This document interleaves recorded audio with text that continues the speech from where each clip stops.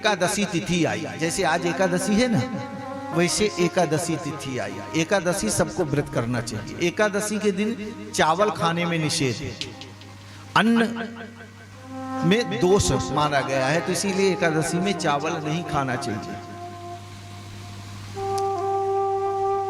एकादशी तिथि आई, नंद बाबा एकादशी का व्रत करते हैं। व्रत मतलब प्रतिज्ञा, शाब्दिक अर्थ प्रतिज्ञा है। किस चीज की प्रतिज्ञा लें? बोले विकारों की। एकादशी का व्रत रखना चाहिए। क्यों भी? एक शरीर के दृष्टि से भी महीने में 2 एकादशी होती है।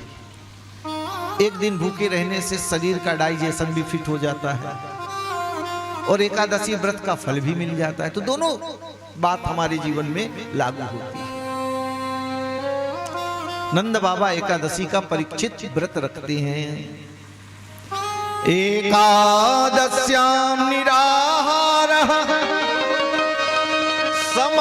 समाभ्यर्च्य जनार्दनम्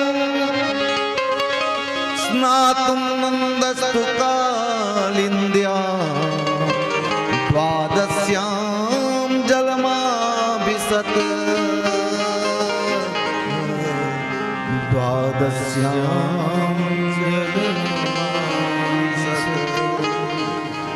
नंद बाबा एकादशी का व्रत रखते हैं। एकादशी में प्रातः काल उठ करके यमुना स्नान करते हैं परीक्षित। देखो, भागवत का अर्थ है भगवान के भक्तों की कथा। जिन जिन भक्तों ने भगवान के प्रति अपना सारा जीवन व्यतीत किया है, उन्हीं की कथा के बारे में यह यहाँ पर बताया जाता है। कभी कभी होता है ना, भगवान है कि नहीं, मन में जिज्ञासाएं उत्पन्न होती रहती है। अरे जी, भगवान ना हो तो समय से सूरज कैसे निकले, समय से ऋतुएं कैसे आए, प्रकृति का सही सही समय पे आवागमन कैसे हो। तो ऐसी कोई जगह नहीं है जहां पर परमात्मा का वास नहीं है। हिरण्यकश्यपु ने प्रहलाद जी से पूछा, बताओ तेरा भगवान कहाँ है? परम भागवत श्री प्रहलाद जी कहते हैं कि ऐसी कोई जगह पिताजी बता दो जहां मेरा प्रभु है नहीं। यत् किंचित जगत्याम जगत, छोटे से अणु अणु में, कण कण में उसकी व्यापकता समाहित है। एक दिन नंद बाबा प्रातः काल विचार करते हैं कि चलो एकादशी का व्रत है, यमुना जी में स्नान करने के लिए रात्रि में ही चले गए। उनको लगा कि भोर हो गया, सुबह हो गई, जबकि थी रात्रि। देखो, 12 से 3 बजे के बीच में जल के अधिष्ठात्र देवता जो है वरुण जी हैं, उस समय तीर्थों में स्नान नहीं करना चाहिए। उस समय वो शयना अवस्था में होते हैं। लेकिन नंद बाबा को लगा भोर हो गई है, तो 2 बजे रात ही यमुना स्नान करने चले गए। जल के अधिष्ठात्र देवता जो वरुण हैं, उनके सेवक नंद बाबा को वरुण लोक लेकर चले गए। प्रातः काल हुई, सब ब्रजवासी नंद बाबा दिख नहीं रहे, ढूंढने लगे। लेकिन कहीं पर भी नंद बाबा जब नहीं मिले,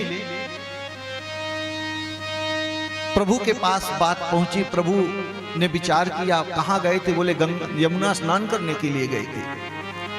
सो प्रभु जाकर के परीक्षित यमुना जी में जैसे ही डुबकी मारे, सीधे वरुण लोक पहुंच गए।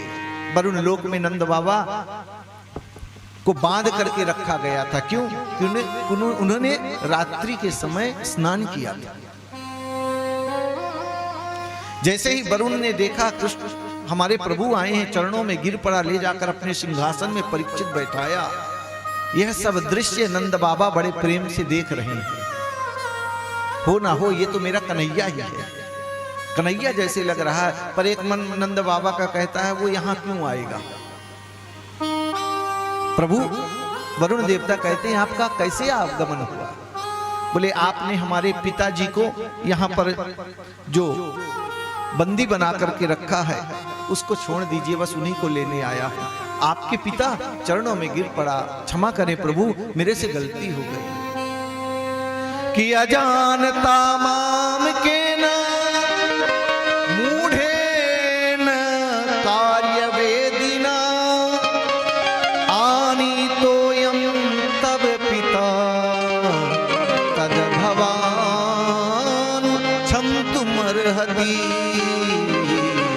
तद भवान संत मरसी। नंद बाबा को देख करके जो वरुण देवता है प्रभु से क्षमा याचना, अजानता माम के न मूढ़े ना कार्य वेदिना, अनजान बस मेरे सेवकों ने गलती की है प्रभु क्षमा करें, आप तो पिताजी को लेकर के जाइए। प्रभु वरुण लोक से लेकर के आए, सब ब्रजवासी बैठे हैं यमुना के किनारे। कहाँ गए नंद बाबा?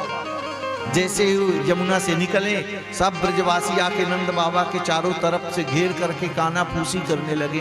बाबा कहाँ थे? बोले क्या बताऊं ब्रजवासियों, मैं कहाँ था बोल नहीं सकता।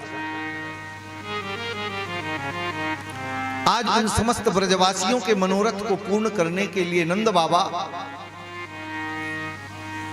आज हमारे बीच हमारे सीएस सिंह भी पधारे हैं। बहुत बहुत साधुवाद। श्री नंद बाबा कहते हैं राजन मैं नहीं जानता था। ब्रजवासी पूछते हैं कि आप कहां चले गए थे?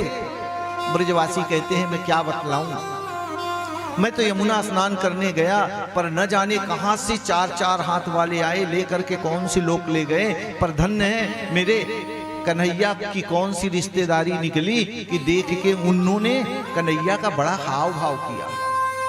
ब्रजवासियों एक बात बोलूं, गुरुदेव गर्गाचार्य जब नामकरण संस्कार करने आए थे ना, उस समय उन्होंने मुझसे कहा था, आज याद आ गई कि मेरा कन्हैया कोई साधारण मानव नहीं अपितु ये ब्रह्म।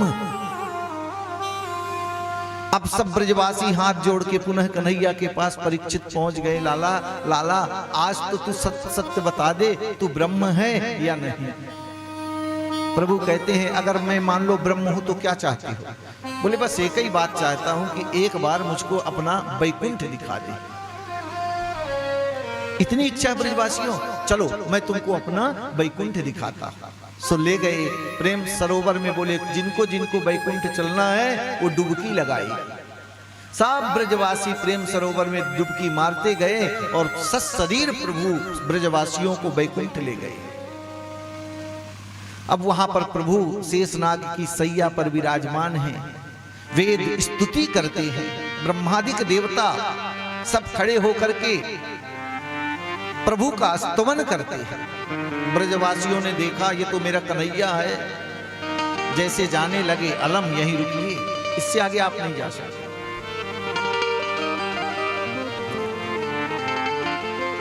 प्रभु से जाकर के ब्रजवासी कहते हैं प्रभु आप अब हमको हमारे ब्रज वसुंधरा ही ले चलिए। वैकुंठ देखने के बाद परीक्षित समस्त ब्रजवासियों को लेकर प्रभु आए। ब्रजवासियों से पूछते हैं कैसा लगा मेरा वैकुंठ? ब्रजवासी कहते हैं लाला एक बात बोलूं, बुरा तो नहीं मानेगा? बोले बोल। बोला तेरा वैकुंठ किसी काम का नहीं है। धन्य है ये ब्रजवासी, आज प्रभु के वैकुंठ को भी फैल कर दिया। बाबा सुखदेव परीक्षित को कहते हैं ये धन्य है ब्रजवासियों का प्रेम, धन्य है ब्रजवासियों का पुण्य। प्रभु कहे कि ये क्यों ऐसा बोल रहे हो? बोले लाला एक बात बोलूं, वो ब्रह्म किस काम का जिससे न हम बात कर सके, न उसके साथ कुश्ती कर सके, न साथ में बैठ के भोजन कर सके। हमको तो तेरे जैसा ही ब्रह्म चाहिए, कम से कम जब जरूरत पड़ती है तो सामने तो है। यह पावन प्रसंग श्री सुखदेव जी ने ओ कान्हा प्रसंग, यह पावन प्रसंग श्री सुखदेव जी ने परीक्षित को सुनाया। हे राजन, इसीलिए इस तरह धीरे धीरे समय व्यतीत होता गया। ये प्रभु की भगवान की भगवत्ता है कि सर्व समर्थ होते हुए भी परीक्षित अपनी